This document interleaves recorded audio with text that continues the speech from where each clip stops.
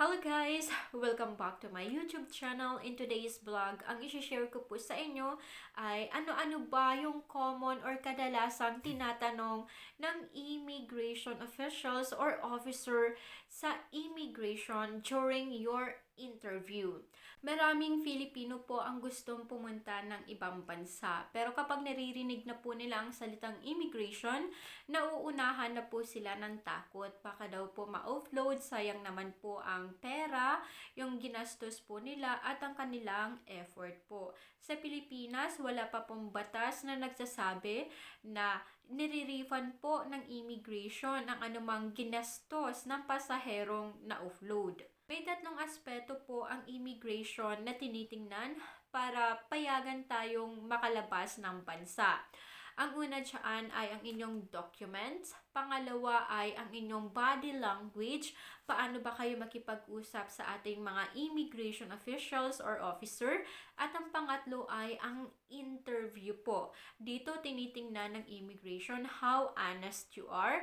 Gaano ba ka-precise ang pagsagot mo sa mga tanong nila? At kung tugma ba ang mga sagot mo sa mga critical questions na tinatanong po nila sa'yo. At para po tulungan kayo for your future immigration interview, guys, ito po yung mga common question na tinatanong po ng immigration. Una dyan ay, what is the purpose of your travel? Or ano ba ang gagawin mo sa ibang bansa? So dito, dapat you need to answer this honestly. Lalo na kung kayo po ay for tourism kasi makikita po ng immigration officials sa itinerary nyo po kung ano ba talaga ang purpose of travel mo. So, they are just asking you para po ma-verify kung talagang tutugma ang sagot mo based sa documents na pinasa mo. For example, if sumagot ka as tourist, mamamasyal ka, may follow-up question po dyan, mga anong lugar ba ang gusto mong puntahan or balak mong puntahan. For example, kung pupunta ka ng Singapore, so dapat alam mo yung mga lugar sa Singapore na pwedeng puntahan as a tourist. Pwede kang sumagot ng gusto ko pong pumunta ng Universal Studio or ng Sentosa po.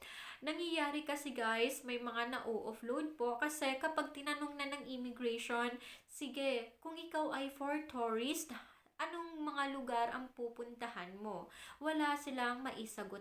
Kasi hindi naman po talaga as for tourist, magko-cross country, papunta sa ibang bansa. And ang pangalawang tanong, are you traveling alone or with family or friends? Sino ang kasama mo? May kasama ka bang magbiyahe?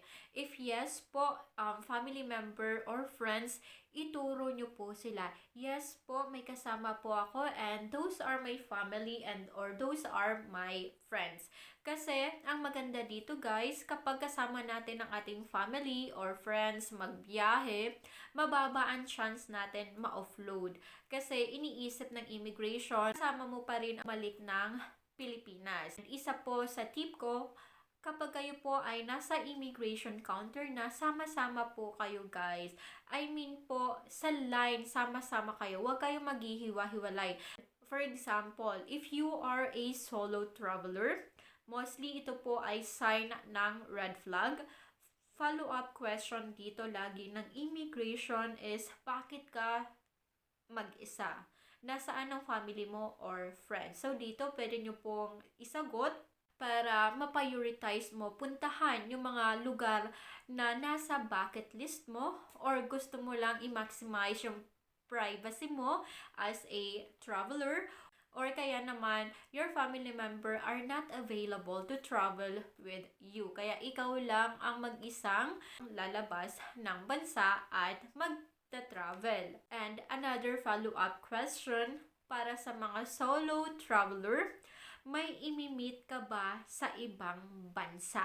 Meaning po niyan guys, offloading warning. So, it will depend na po sa isasagot nyo. Kapag sumagot po kayo ng no, make sure po that, for example, sa hotel booking, there's no other name, just your name. Make sure that you have enough savings or source of fund. Kasi kapag nakita po ng immigration na hindi po kayo financially capable, ang unang iisipin nila, someone is waiting for you sa ibang bansa kasi sila ang gagasto sa iba mo pang mga travel expenses like foods, accommodation. Kaya ang nagiging hatol po dito ng immigration, ang hinahanap na po nila ay affidavit of support and guarantee, which is you don't have. Kaya marami pong na-offload. And for example, if you say yes, may imimit po ako sa ibang bansa. Then, ito po ang kailangan nyong i-prepare. Always prepare affidavit of support and guarantee. Kapag ang sagot nyo po, yes, may imimit po ako sa ibang bansa, and knowing po that you are not financially capable, for example, you are unemployed, wala po kayong any source of income, and wala rin pong savings. So, affidavit of support and guarantee is needed for you. And ang pangatlong common question, what is your current job? Ano ang trabaho mo? You need to answer this in a good way. Yes, employed po ako. Yes, I am working as a teacher. I am working as an engineer. And kapag sumagot ka na employed ka, make sure na meron kang certificate of employment, leave of absence, company ID. Also bring your ITR. And for example naman guys, if you are unemployed, para po ma-sure na hindi kayo ma-offload because it always depend sa analyzation ng immigration officials sa financial capability mo. Always look for someone who can sponsor your trip. Only affidavit of support and guarantee can save you. And ang pang-apat, how long you will be staying in that country or ilang araw ang travel mo. Ilang araw ka sa ibang bansa. Answer should be accurate with your flight ticket. Guys, maraming nahuhuli dito na nagsisinungaling. For example, sa flight ticket, ang return ticket ay babalik siya ng Pilipinas January 31.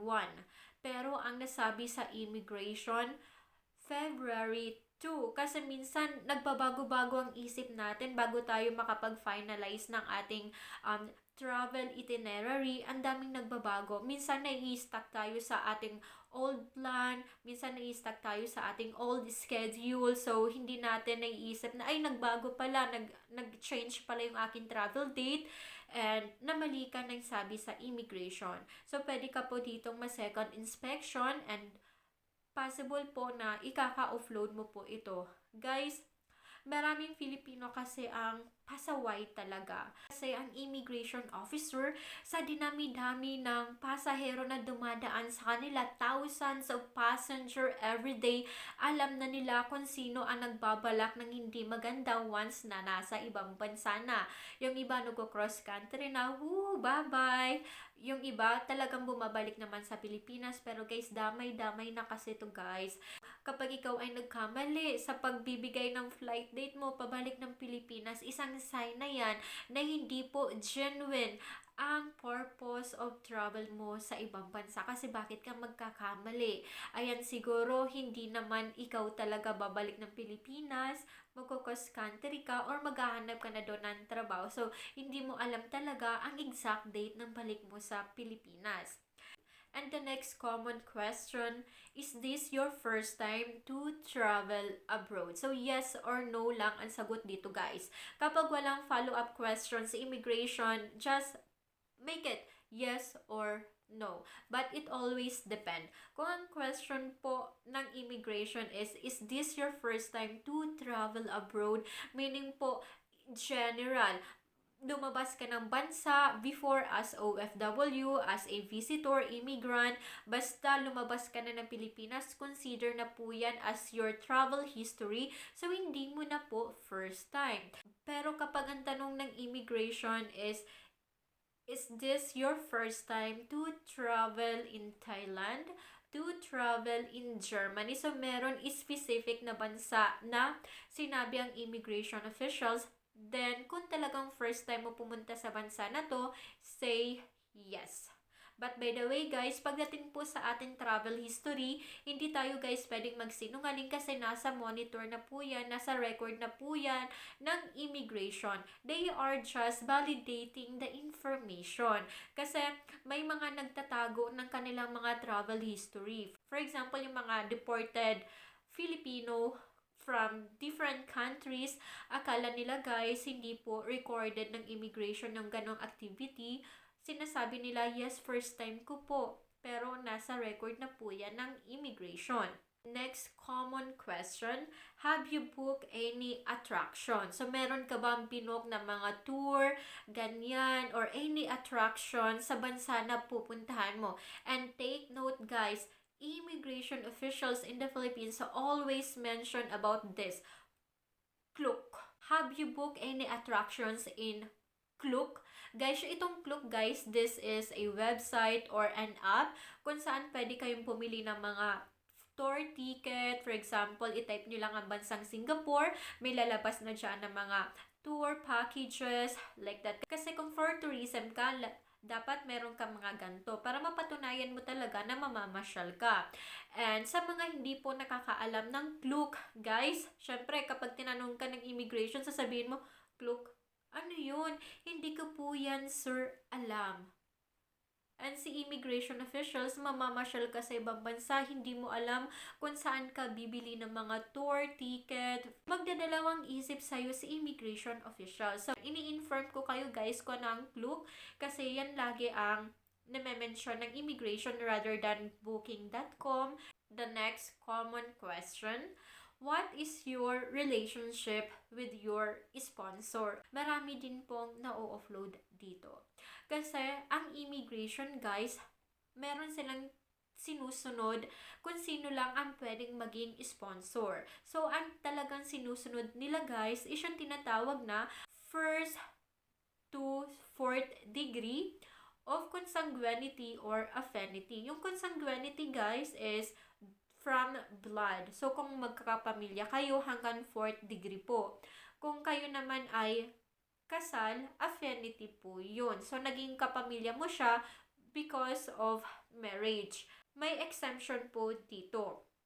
So, nag-a-accept po ng sponsorship ang immigration kung kayo po ay talagang may strong relationship, gaya po ng kayo ay mag-boyfriend, mag-girlfriend, common law partner. And about po sa as a friend. Marami ang na-offload because ang kanilang sponsor is as a friend. So, paano ito guys na-offload? Na-offload kasi 2 years pa lang kakilala si friend, naging sponsor na. Or si friend po ay kanyang ka-office mate lang, ganyan. So, meaning there is no strong relationship. Even though sabihin na mag-friend kayo, pero hindi kayo nakitaan ng bond together talaga, hindi tinatanggap ng immigration. So, sinasabi nila, look for family member na pwedeng mag-sponsor sa'yo. And the next common question, where will you be staying abroad? Saan ka titira? Marami din dito guys, nauhuli. Kasi yung iba, sinasabi nila na wala silang sponsor pero wala silang hotel booking.